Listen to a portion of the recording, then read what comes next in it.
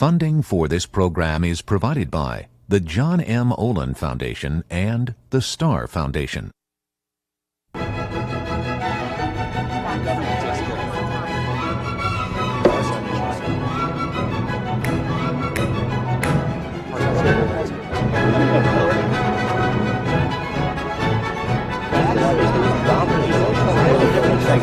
no!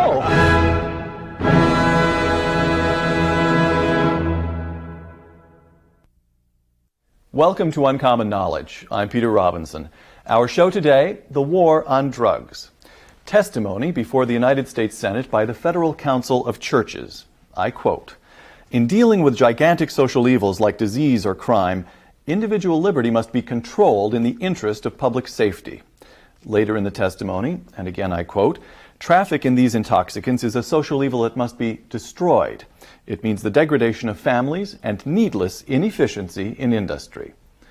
No, the Federal Council of Churches was not testifying in favor of the war on drugs. It was testifying in favor of prohibition. Prohibition was enacted in 1920 with the passage of the 18th Amendment to the Constitution. It banned the sale of alcohol throughout the United States. What happened? Consumption of alcohol did decline, but only temporarily. A black market in alcohol arose, giving rise to violent crime and colorful figures such as Al Capone. And as for the hoped-for improvements in family life and industrial productivity, they never materialized. From hooch to hash. Today's war on drugs has been going on for more than 30 years at a cost every year of billions of dollars. Our question, simply this: is the war on drugs any more effective than was the war on alcohol? With us, two guests. Pete Wilson is the former governor of California. Governor Wilson is a staunch advocate of the war on drugs. Milton Friedman is a Nobel Prize-winning economist. Dr. Friedman believes the war on drugs should be brought to an end. The Economist magazine this past autumn, I quote, "If you want to see money thrown at a problem to no good effect, you need look no further than America's war on drugs." The war on drugs and no good effect. Pete Wilson? Well, I would disagree with that. The effort that is being made is to contain drug use, to prevent the kind of dysfunctional behavior, dangerous behavior, the neglect of children, all of the things that come from drug use of dangerous drugs, whether it is legal or illegal. And yes, it's expensive, but I would argue that the alternative is far more costly. No good effect, Milton Friedman? Worse than no good effect. Many harmful effects. We have been destroying other countries because we cannot enforce our own laws. The attempt to prohibit drugs has done far more harm than good. Pete Wilson, listen to a few statistics. First declared by Richard Nixon, the war on drugs has gone on for more than 3 decades. This year, 2001, the federal government will spend more than $19 billion on drug control policies, with state and local governments kicking in another $22 billion. So we're talking about something that's gone on for 30 years and has a current year price tag of over $40 billion. The price of drugs, heroin and cocaine, lower today than it was 15 years ago. After dropping somewhat during the 1980s, drug use now appears to be rising. I cite one study: the percentage of high school seniors who used an illegal drug within the past 30 days peaked at 40% in 1980, drops to 14% in 1992, but has now risen to 25%.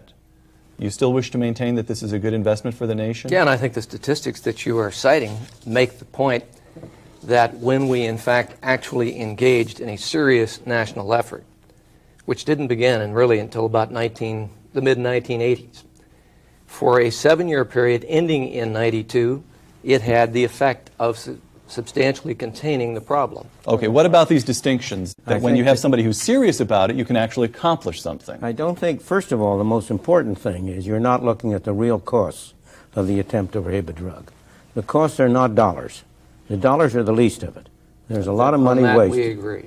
The dollars are the least of it. But the real cost is what it's done to our judicial system, what it's done to our civil rights, what it's done to other countries.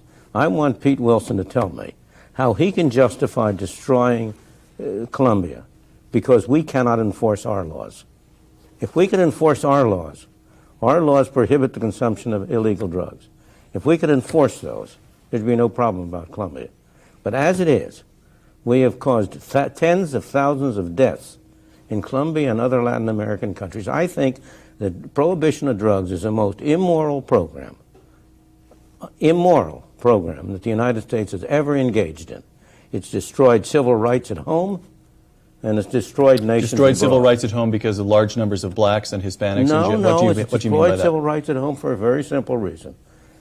If you take laws against murder or theft, Right. there's a victim who has an interest in reporting it.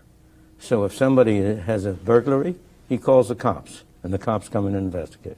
Now, in drug issue, when you try to prevent somebody from ingesting something he wants to ingest, you have a willing buyer and a willing seller.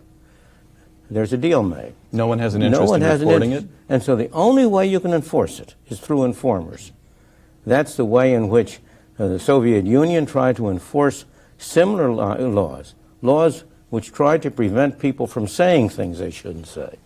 What's the difference, Pete, between saying to somebody, the government may tell you what you can take in your mouth, but the government may not tell you what you may say out of your mouth? Where's the difference? The answer to your question is that they also enforce speed limits. Now, I might like to drive 120 miles an hour in a 65-mile zone, but society tells me I can't. Why? What is their justification for curbing my free will? They are protecting others in society from the harm that I would do. When you say victimless, drug use is hardly victimless whether it is legal or illegal. No, I agree with you on that. It's a tragedy. And the cost, where we do agree, is that the dollars are the least of it. It is the incalculable human suffering, the waste of human potential and opportunity. It's the crack babies. It is... But all of those are made worse by the attempt to prohibit it. And look, take marijuana, for example. In thousands of years, there's not been a single death from overuse of marijuana. There's no evidence whatsoever that marijuana causes people to harm other people. And yet, six states now? But there is extraordinary evidence that PCP, methamphetamines, and other dangerous drugs do. Yes, and those drugs have been stimulated, and their market expanded by the attempt to prohibit other drugs, which has driven up the price of drugs that are less harmful than the substitute. Next topic. Is it useful to treat hard and soft drugs differently?